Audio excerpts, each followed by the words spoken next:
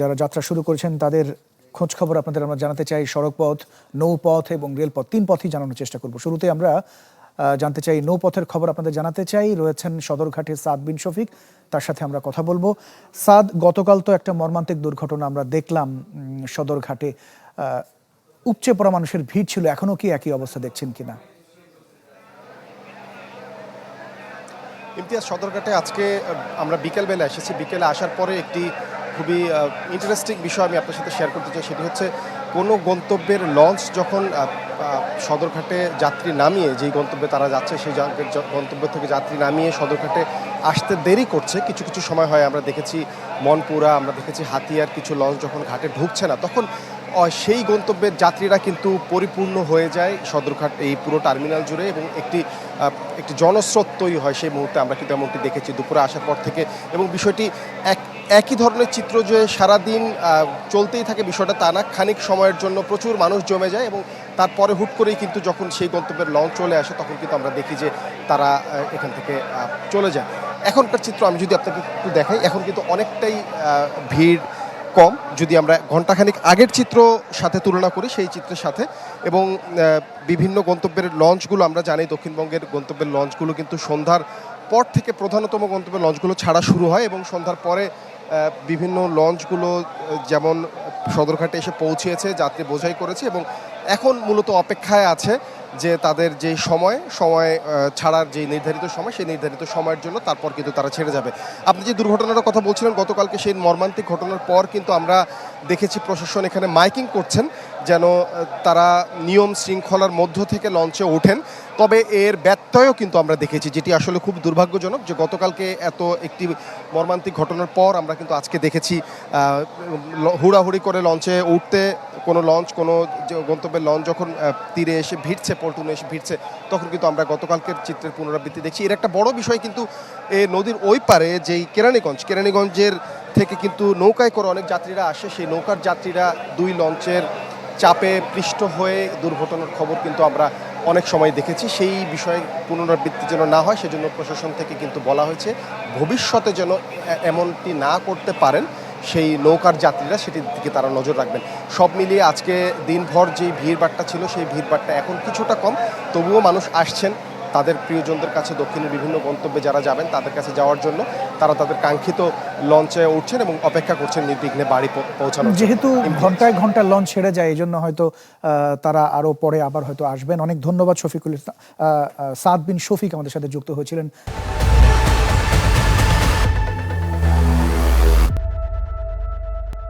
দর্শক, ঈদে ঘরমুখী মানুষের আরো খোঁজ খবর আপনাদের জানাতে চাই।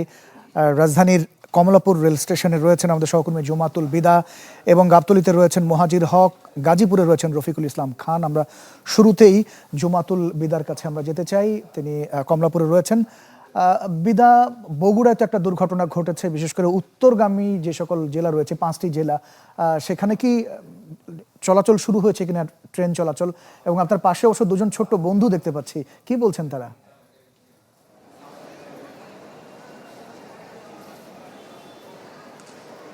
আমি এই যে পাশে থাকা কচিকাচা তাদের যেই ঈদ যাত্রা সেই কথা দিয়েই শুরু করতে চাই। তারা কুমিল্লার উদ্দেশ্যে আসলে কিছুক্ষণ পরে রওনা হবেন। তারা পরিবার প্রিয়জনের সাথে ঈদটি পালন করবেন, এবং যে কথাটি বলেছেন যে নীলসাগর এবং একতা এক্সপ্রেসের কথা, সেটি কিন্তু নির্দিষ্ট সময়ে তারা ছেড়ে গিয়েছে এবং এখন পর্যন্ত 72-এর 42-এর বেশি ট্রেন এই কমলাপুর স্টেশন থেকে ছেড়ে গিয়েছে। এবং এই আহনাবদের পরিবার আমাদের সাথে আছে, তাদের কাছে একটু জানতে চাইবো যে ট্রেনের স্বস্তির বার্তাটুকু তাদের এবার আছে কিনা। ট্রেনে আসলে কোনো জ্যামজট থাকে না, খোলাফাইন আছে, একটু এনজয় করবে, কারণ ট্রেনে যাওয়া আর বাসে আসলে তেলের সংকটের কারণে আপনার এই যে টিকিট অ্যাভেলেবেল দেয় নাই, আর আছে প্রচুর জ্যাম। এই প্রথম যাচ্ছি রাত করে, খোলাফাই নিয়ে দোয়া করবেন যেন সুস্থ মতো যেতে পারি সবাই ইনশাল্লাহ। একটি তথ্য জানিয়ে রাখি, যে টিকিটের কথাটা বলছিলেন 20 এবং 22 তারিখের জন্য যে টিকিটটি চাঁদ দেখার উপর নির্ভর করে রেল কর্তৃপক্ষ ছাড়বেন বলেছিলেন কিছুক্ষণ আগে, সেটিও কিন্তু ছেড়ে দেওয়া হয়েছে। আর আমার সাথে থাকা খুদেদের পক্ষ থেকে ঈদ আয়োজনের তাদের কি পরিকল্পনা রয়েছে সেটাও একটু জানবো। আপনার কি পরিকল্পনা আছে ঈদের? ভালো, অনেক। ছোট্ট করে বলে দিয়েছেন ভালো, যদিও ঈদের কেনাকাটা জামা কি পরিকল্পনা সবকিছুই কিছুক্ষণ আগে এই খুদেদের পক্ষ থেকে জানতে পারছিলাম আমরা। এই ছিল আমার কাছে এখান থেকে অনেক সর্বশেষ। ধন্যবাদ জুমাতুল বিদা আমাদের সাথে যুক্ত হয়েছিলেন। মুহাজির হক রয়েছেন গাবতলীতে। মুহাজির আসার পথে দেখছিলাম, অবশ্য আমার যেহেতু বাসা ওদিকে, বেশ রাস্তা ফ্রি ছিল, কি অবস্থা দেখছেন আসলে?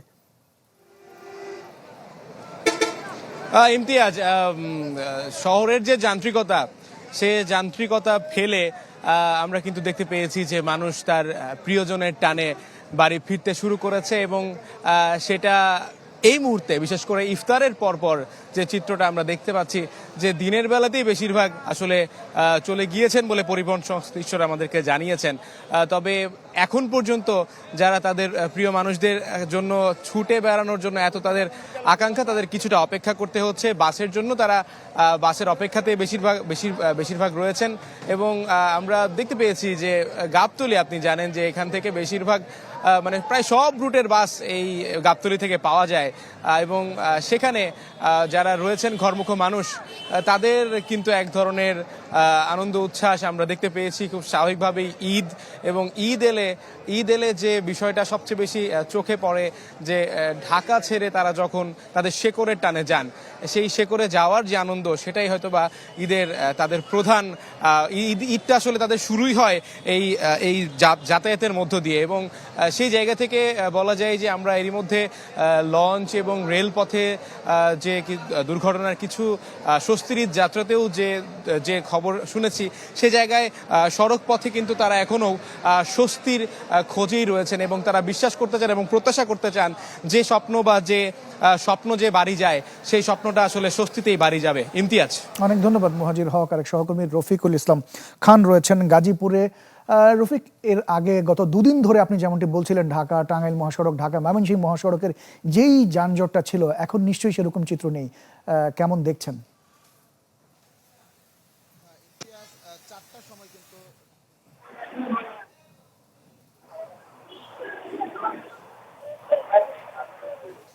আমি রয়েছি এই মুহূর্তে ঢাকা টাঙ্গাইল মহাসড়কের চন্দ্রাত্রী মোড় এলাকাতে।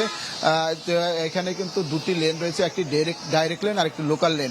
যে সারি সারি গাড়ি আপনি দেখতে পাচ্ছেন, সব গাড়ি কিন্তু এই মুহূর্তে যাত্রীদের অপেক্ষায় দাঁড়িয়ে রয়েছে। অর্থাৎ গত 2 দিন গাড়ির পেছনে ছুটছেন যাত্রীরা, এখন কিন্তু আর সেই পরিস্থিতি নেই।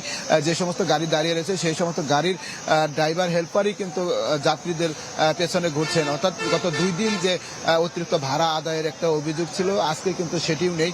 আমরা দেখেছি গতকালকে অনেকেই কিন্তু এখান থেকে যারা সিরাজগঞ্জ গিয়েছেন, তাদেরকে কাছ থেকে 800 থেকে 1000 টাকা নিয়েছে। আজকে কিন্তু তারা আসলে 300 থেকে 400 টাকা এই মুহূর্তে যেতে পারছেন, কেননা অধিকাংশ গাড়ি কিন্তু এখন এখানে খালি দাঁড়িয়ে রয়েছে। অনেকেই কিন্তু আমরা দেখছি শেষ মুহূর্তে বাড়িতে যাওয়ার জন্য আসতেছেন, কারণ তারা যে 2 দিন মহাসড়কে দীর্ঘ যানজট ছিল, যাত্রীদের ভোগান্তি ছিল, সেই কারণে কিন্তু তারা আসলে যায়নি। তারা আজকে এই মুহূর্তে স্বস্তির খবর শুনে মহাসড়কের অনেকে আসেন, তারা আসলে তাদের প্রিয়জনের সাথে ঈদের আনন্দ ভাগাভাগি করার জন্য তারাও ছুটছে। তো ঢাকা ময়মনসিংহ মহাসড়ক কিন্তু সেটি 10টার পরে স্বাভাবিক হয়ে গেছে। এখন যারা যাবেন তারা স্বস্তিদায়কভাবেই গন্তব্যস্থলে পৌঁছাতে পারবে। এই ছিল এখান থেকে সর্বশেষ খবর। ইমতিয়াজ, অনেক ধন্যবাদ রফিকুল ইসলাম খান গাজীপুর থেকে আমাদের সাথে যুক্ত হয়েছিলেন।